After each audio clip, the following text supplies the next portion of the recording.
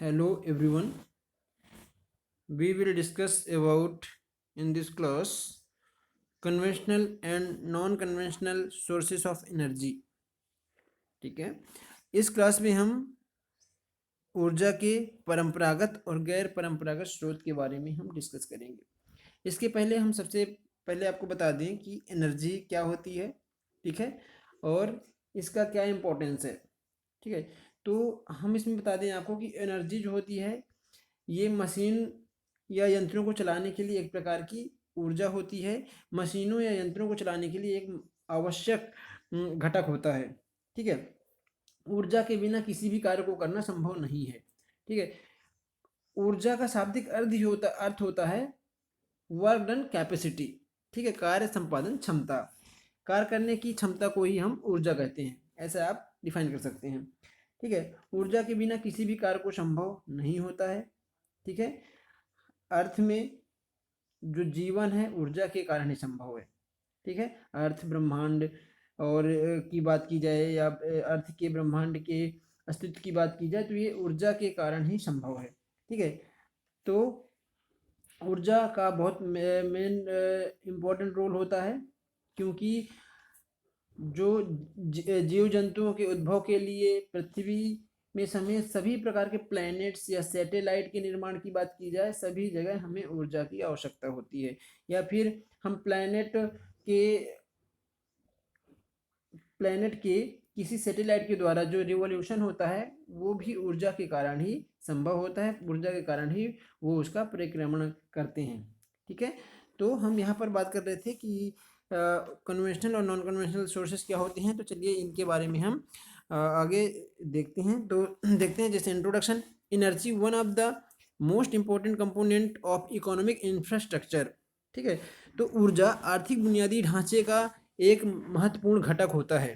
ठीक है, एक महत्वपूर्ण घटक है। इसके बाद देखेंगे, it is the basic input required to sustain economic growth.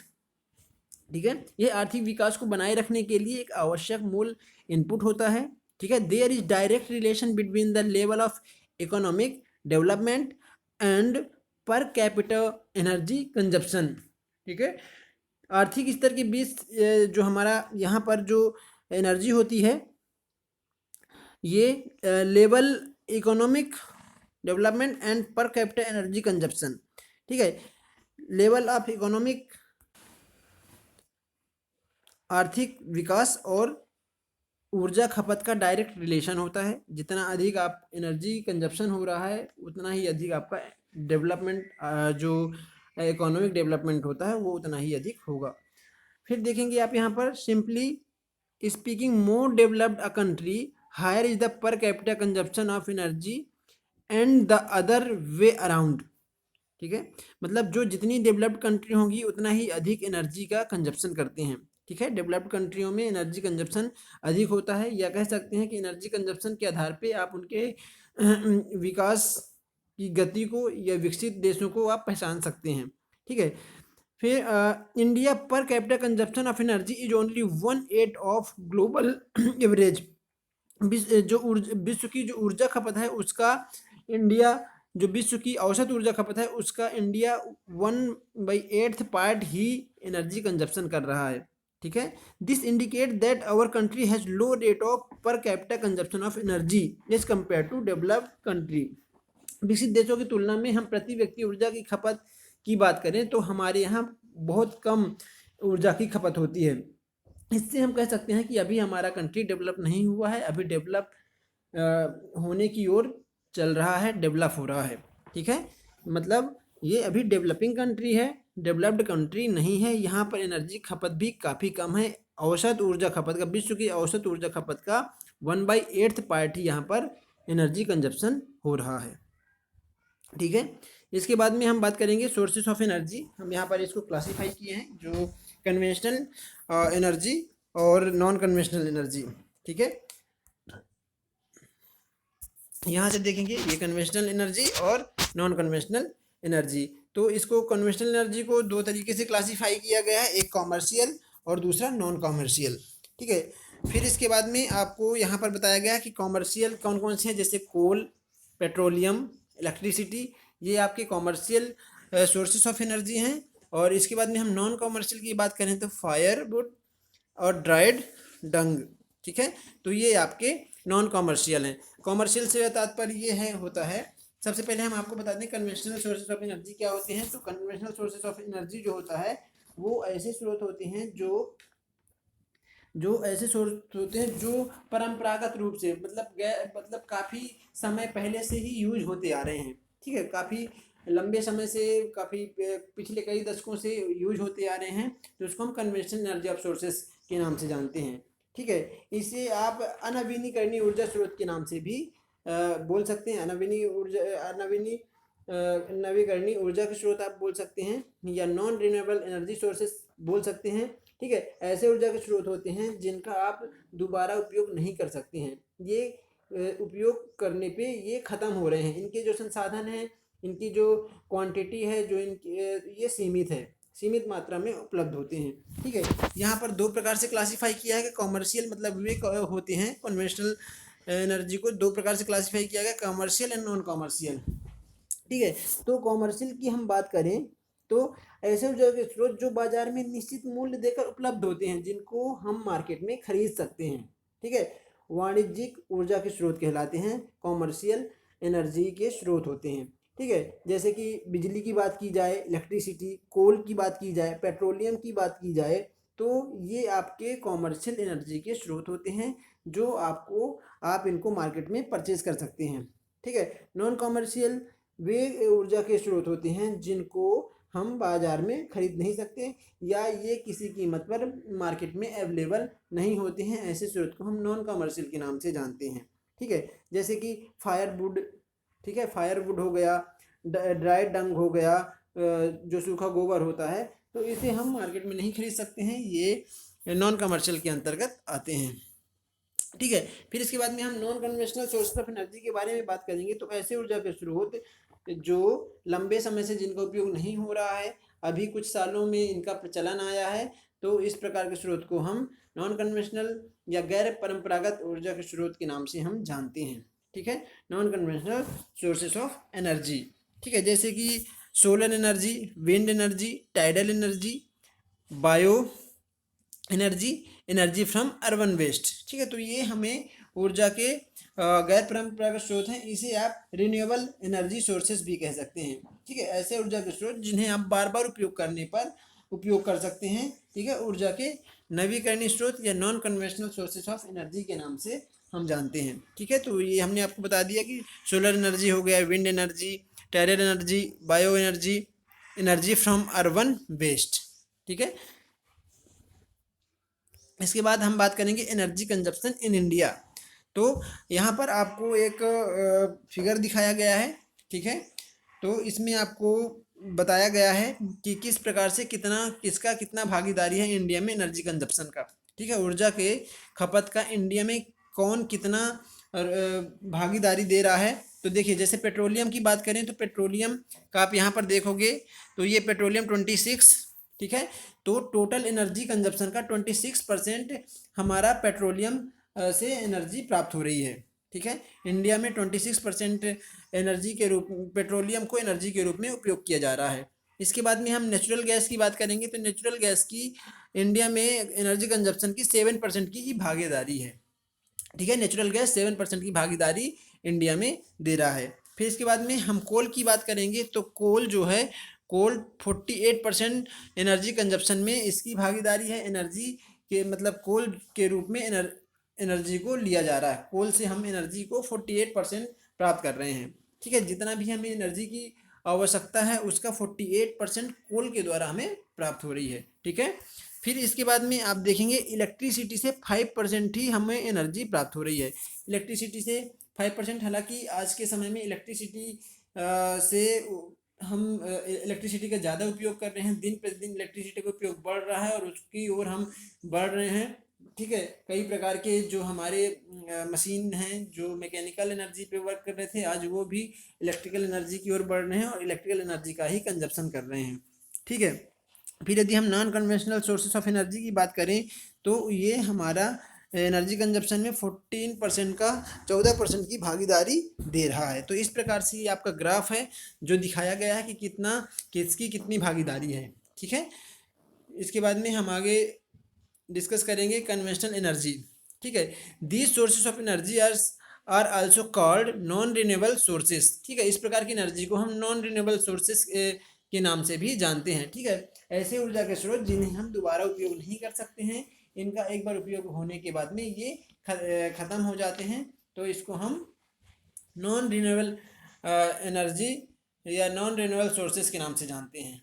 These sources of energy are limited quantity except hydro electric power. ठीक है, हाइड्रो इलेक्ट्रिक पावर को छोड़कर सारे जो ऊर्जा के नॉन कन्वेंशनल एनर्जी के कन्वेंशनल एनर्जी के जो स्रोत हैं वो लिमिटेड हैं। ठीक है, सीमित हैं हाइड्रो इलेक्ट्रिक पावर को छोड़कर।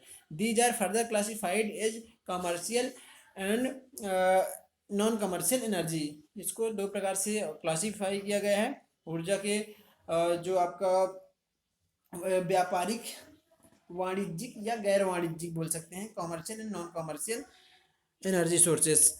तो हम कॉमर्शियल एनर्जी सोर्स की बात करें तो these are coal, petroleum and electricity. These are called commercial energy because they have a price and consumer has to pay the price to purchase them. ठीक है, ऐसे ऊर्जा के स्रोत जिन्हें हम मार्केट में, बाजार में खरीद सकते हैं पैसे देकर। ठीक है, जैसे कि कोल हो गया, पेट्रोलियम हो गया, इलेक्ट्रिसिटी हो गया, तो ये ऊर्जा के कॉमर्शियल सोर्सेस कहलाते हैं। ठीक है, इसके बाद में जैसे कोल बताया गया है, coal is the major sources of energy.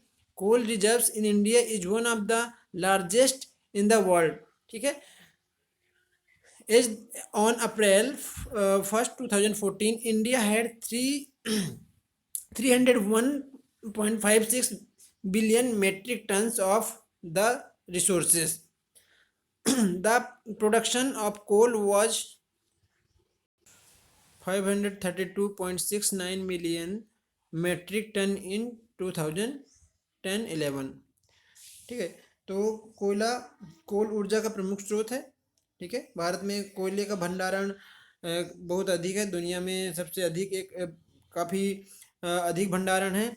As on April 1st 2014 India had 301.56 billion metric tons of the resources.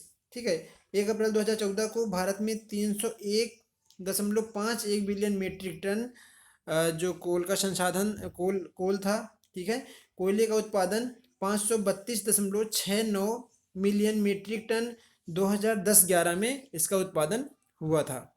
ठीक है, 2010-11 का जो प्रोडक्शन है कोल का इंडिया में वो 532.69 मिलियन मीट्रिक टन था। ठीक है, the production of lignite was 37.73 million metric ton in 2010-11। ठीक है, लिग्नाइट का प्रोडक्शन 2010-11 में 37.73 मिलियन था। India ranked third in world coal production. ठीक है, इंडिया की जो रैंक है, तीसरा स्थान है कोल उत्पादन में। कोल डिपोजिट और mainly found in Odisha, Bihar, Bengal and Madhya Pradesh. ठीक है, जो कोयले का भंडारण है वो ओडिशा, बिहार, बंगाल और मध्य प्रदेश में इसका भंडारण है। It is provide employment to 7 lakh workers. जो हमारा कोल है, जो कोल माइंस हैं या जो कोल इंडिया लिमिटेड है, CIL के नाम से जानते हैं, वो लगभग 7 लाख वर्कर्स को रोजगार देता है। ठीक है, तो ये आपके कोल के बारे में इंफॉर्मेशन थी। ये आपका कोल दिखाया गया है, अलग अलग प्रकार से यहाँ पर कोल दिखाया गया है। ठीक है, इसके बाद में oil and natural gas. In these days oil is considered as the most important sources of energy in India and the world. It is widely used in automobiles, trains, planes and ships, etc. In India, it is found in Upper Assam, Mumbai High and in Gujarat. The resources of oil are small in India. In these days, oil is considered as the most important sources of energy in India. ठीक है, तो यहाँ पर energy का जो most important source है, स्रोत है, वो ऑयल है। ऑयल का उपयोग बहुत अधिक मात्रा में, जैसे कि ऑटोमोबाइल में, ट्रेन में, प्लेन्स में, शिप में आदि जगहों पर किया जाता है। ठीक है। इंडिया में जो ऑयल है वो असम में, मुंबई हाई और गुजरात में पाया जाता है। इसके भंडारण यहाँ पर अवेलेबल हैं। The resources of oil are small in India. ठीक है, जो ऑयल के रिसोर्सेज हैं वो काफ़ी कम मात्रा में यहाँ पर है, काफ़ी कम भंडारण है। ठीक है, इस कारण से हमें बहुत ज़्यादा ऑयल जो है वो हमें बाहर से इंपोर्ट करना होता है। India ranks third in oil consumption with 195.5 million tons in after 2015 after USA and China। China, USA मतलब संयुक्त राज्य अमेरिका और चाइना के बाद इंडिया का तीसरा स्थान है ऑयल कंजप्शन में, जो कि 2015 में इसने इंडिया 195.5 मिलियन टन्स ऑयल का कंजप्शन किया है। ठीक है, during calendar year 2015 India imported 195.1 million turns crude oil. ठीक है, जो क्रूड ऑयल है इंडिया ने 2015 में 195.1 मिलियन टन्स आयात किया है, और 23.3 million turns refined petroleum product and exported only 55 million turns refined petroleum products. ठीक है, और 23.3 मिलियन रिफाइंड पेट्रोलियम को इंपोर्ट किया है, जबकि 55 मिलियन टन्स रिफाइंड पेट्रोलियम को ही इंडिया ने एक्सपोर्ट किया है। Natural gas production was 29.2 billion cubic metre. जो नेचुरल गैस का प्रोडक्शन है इंडिया में ये 29.2 बिलियन क्यूबिक मीटर है, and consumption 50.6 billion cubic metre है। ठीक है, तो हमारे यहाँ जो नेचुरल गैस है उसका भी प्रोडक्शन कम है एज कम्पेयर टू कंजप्शन। ठीक है, इसके बाद हम बात करेंगे, फिर यहाँ पर आपको बताया गया है electricity. Electricity is the most sorry electricity is the common and popular sources of energy. ठीक है, it is used in commercial and domestic purpose। It is used for lighting, cooking, air conditioning and working of electrical appliances like TV, fridge and washing machine। ठीक है, electrical का सामान्यता है और बहुत famous है, जो इलेक्ट्रिकल एनर्जी का उपयोग किया जा रहा है, इसका उपयोग भी काफ़ी आसान है। It is used in commercial and domestic purposes. ठीक है, कॉमर्शियल में भी, वाणिज्यिक और घरेलू उद्देश्य में भी इसका उपयोग किया जा रहा है। It is use for lighting, जैसे कि लाइटिंग के लिए, कुकिंग खाना बनाने के लिए, एयर कंडीशनिंग के लिए, और विभिन्न प्रकार के अप्लायंसेस जैसे कि टीवी, फ्रिज, वॉशिंग मशीन आदि में भी इलेक्ट्रिकल एनर्जी का उपयोग किया जा रहा है। The utility of electricity sector in India had an installed capacity of 305.55 gigawatt as of 21 August 2016।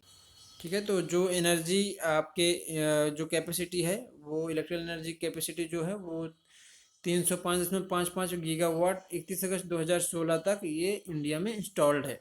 ठीक है, renewable power plant constitute 28% of total installed capacity. ठीक है, रिन्यूएबल पावर प्लांट्स हैं, जो नवीकरणीय ऊर्जा के प्लांट्स हैं, वो 28% यहाँ पर 28% टोटल एनर्जी के ये इंस्टॉल्ड हैं। ठीक है, फिर इसके बाद non commercial energy sources. These sources includes fuel, wood and dried dung. ठीक है, these are commonly used in rural India। According to an estimate, the total availability of fuel wood in India was only 50 million tons a year। It is less than 50% of the total requirement in coming year। There would be shortage of firewood। Agriculture waste like straw are used as fuel for cooking purpose। According to one estimate, agriculture waste used for fuel might be 65 million tons। Animal dung, when dried, is also used for cooking purposes। Total animal dung's production is 324 million tons, out of which 73 million tons are used as fuel for cooking purposes। The straw and dung can be used as valuable organic manner for increasing fertility of soil and in turn productivity. Okay. Disadvantage of conventional energy: available in dilute form in nature, available dilute form in nature. यहाँ पर आपके conventional ऊर्जा के परंपरागत स्रोत के disadvantage के बारे में बताया गया है। जैसे कि पहला बताया गया कि ये डाइल्यूट फॉर्म में नेचर में अवेलेबल होता है। सेकंड बताया गया cost of harnessing energy is very high, जो कन्वेंशनल एनर्जी के दोहन दोहन करना का दोहन का कॉस्ट बहुत अधिक होता है। ठीक है, इसका कॉस्ट अधिक आता है। अवेलेबिलिटी इन अनसर्टेन, ये इनकी जो उपलब्धता है ये अनिश्चित है। ठीक है। Difficulty in transporting such resources, इस प्रकार के जो स्रोत एनर्जी के सोर्सेस हैं इनके ट्रांसपोर्टिंग में भी डिफ़िकल्टी क्रिएट होती है। ठीक है, तो ये डिसएडवांटेज बताए गए हैं कि इनका दोहन करना काफ़ी महंगा होता है, ये असीम मतलब निश्चित मात्रा में अवेलेबल हैं और इनको ट्रांसपोर्ट करना भी काफ़ी कठिन होता है। ठीक है। इसके बाद में जैसे कि ऊर्जा के जो नॉन रिन्यूएबल एनर्जी के स्रोत हैं, solar energy, energy produced through the sunlight is called solar energy. ठीक है, हम सनलाइट का उपयोग करके एनर्जी का उपयोग करते हैं। ठीक है, energy produced through the sunlight is called solar energy. Under this programme solar photovoltaic cell are expose to sunlight and in the form of electricity is produced. ठीक है, हम फोटोवोल्टेक सेल का उपयोग करके हम सोलर एनर्जी को electric energy में convert करते हैं और इलेक्ट्रिक एनर्जी के फॉर्म में इलेक्ट्रिकल एनर्जी को प्रोड्यूस करते हैं। ठीक है, photovoltaic cell are those which convert sunlight energy into electrical energy. ठीक है, फोटोवोल्टेक सेल सनलाइट को, सूर्य की ऊर्जा को विद्युत ऊर्जा में कन्वर्ट करता है। ठीक है, in year 1999 to 2000 97.5 villages were illuminated through solar energy. करीब 1999 से 2000 तक 975 गांव जो हैं वो सोलर एनर्जी से इल्यूमिनेट हो चुके हैं, प्रकाशित हो चुके हैं। ठीक है, मतलब इनको 975 गाँव को प्रदीपन किया जा रहा है सोलर एनर्जी के द्वारा। Sunlight is converted into thermal power. Solar energy is used for cooking, hot water and distillation of water. ठीक है, सनलाइट को हम थर्मल पावर के रूप में भी कन्वर्ट करते हैं। सोलर एनर्जी का उपयोग खाना बनाने में, पानी को गर्म करने में और वाटर के डिस्टिलेशन में भी इसका इस्तेमाल किया जा रहा है। इंडिया में सोलर एनर्जी का जो प्रोडक्शन है वो लगभग 5000 टन किलोवाट पर ईयर आका गया है। ठीक है, इसके बाद में यहाँ पर आपको विंड एनर्जी के बारे में बताया गया है। This types of energy can be produced by harnessing wind power. ठीक है, it is used for operating water pumps for irrigation purposes. Approximately 2756 wind pumps were set up for this purpose. In 7 states, wind power operated powerhouses were installed and their installed capacity was 1000 megawatt. India has second position in wind power energy generation. ठीक है, यहाँ पर आपको बताया गया है, ये sub station दिखाया गया है जहाँ से इलेक्ट्रिकल एनर्जी प्रोडक्शन होता है और फिर इसके बाद में ट्रांसमिट की गई है। Transformer increase the voltage, turbines, ये सारा सिस्टम दिखाया गया है आपका जनरेटिंग पावर स्टेशन का। Okay, tidal energy, tidal energy भी यहाँ पर आपको बताया गया है। Energy produced by exploiting the tidal waves of sea is called tidal energy. Due to the absence of cost effective technology, this source has not yet been tapped. फिर यहाँ पर बायो एनर्जी के बारे में बताया गया है, जैसे बायोगैस, बायोमास। ठीक है, this types of energy is obtain from organic matter. It is of two kinds. ठीक है, biogas and biomass. Biogas is obtain from gobar gas plant by putting cow dung into the plant. Beside producing gas, this plant converts gobar into manure. It can be used for cooking, lighting and generation of electricity. 26.5 lakh biogas plants had been established by the year 2003 to 4. They produce more than 225 lakh tons of manure. About 1828 large community biogas plants have been established in the country. Biomass, it is also a source of producing energy through plant and trees. The purpose of biomass program is to encourage afforestation for energy, so that fuel for the generation of energy based on gas techniques and fodder for the cattle could be obtained. 56 megawatt capacity for the generation of biomass energy has been installed. ठीक है, energy from urban based के द्वारा भी energy को produce किया जा रहा है. Urban based post big problem for disposal. Now it can be used for generation of power. In Timarpur, Delhi, a power station of 3.75 capacity has been set up to generate energy from the garbage. ठीक है, 3.75 capacity has been set up the generate energy from the garbage. Advantage of non-conventional sources of energy. The non-conventional sources of energy have many advantages. They are discussed below. First, cheaper and renewable. ठीक है, सस्ता होता है और नवीकरणीय होता है. इसको आप बार बार प्रोडक्शन कर सकते हैं इससे. Most of the non conventional power resources are cheaper and renewable as compare to the conventional sources. Conventional sources परंपरागत ऊर्जा के स्रोत के रिस्पेक्ट में यदि हम देखा जाए तो जो हमारे नॉन कन्वेंशनल ऑफ सोर्सेज हैं या हम रिन्यूएबल एनर्जी के स्रोत कह सकते हैं, वो काफ़ी सस्ते होते हैं. ठीक है, और इनको हम बार बार उपयोग कर सकते हैं. फिर सेकंड है scarcity of fossil fuel. Scarcity of fossil fuel मतलब जो जीवाश्म ईंधनों की कमी को ये पूरा करता है.